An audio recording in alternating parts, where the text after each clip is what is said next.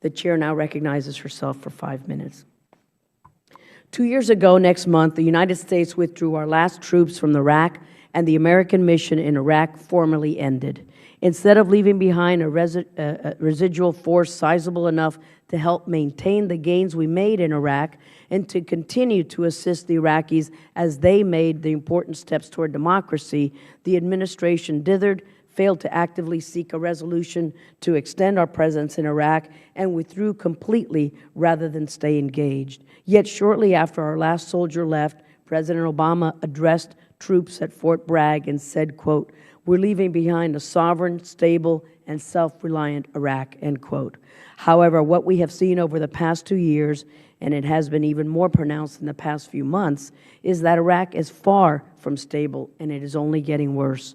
Increasing sectarian violence fueled by al-Qaeda in Iraq, AQI, also known as the Islamic State of Iraq and al-Sham, is now at a level not seen since 2008 and has led to rising civilian death tolls.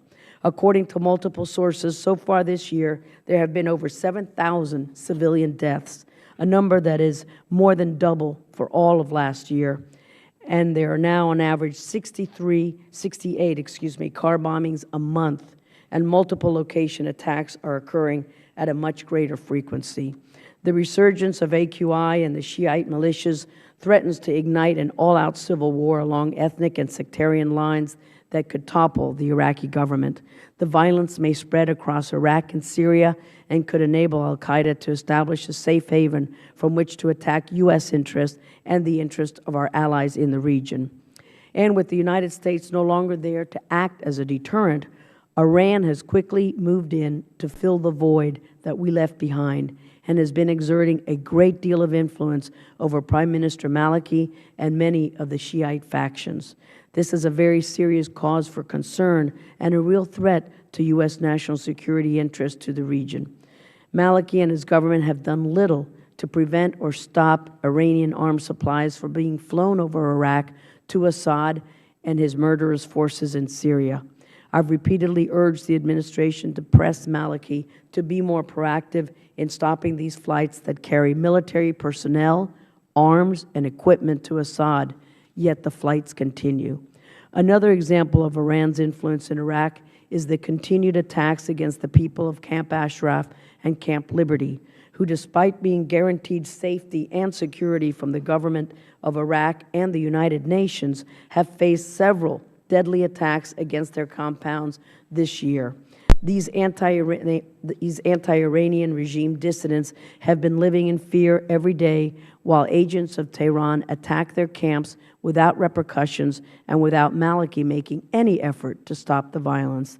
The U.S. must press Maliki and the UN to live up to their obligations under the December 2011 Memo of Understanding and protect the residents of these camps. But there's still a chance to reverse course in Iraq. Next April, Iraq will hold national elections.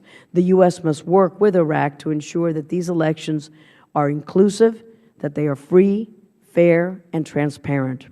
While Maliki was here to visit President Obama, he made it clear that he wants more U.S. military equipment to help fight the growing terrorist threat.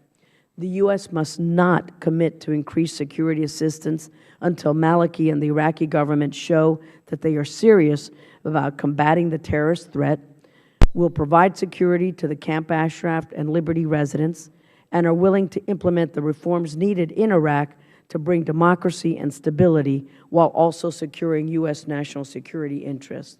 It is time for the administration to get serious about its commitment to a democratic and stable Iraq and to increase U.S. influence in Iraq so that it does not even more closely align itself with Iran and our other enemies. And with that, I'd like to yield to Mr. Cicilline if he would like to represent the Democrats.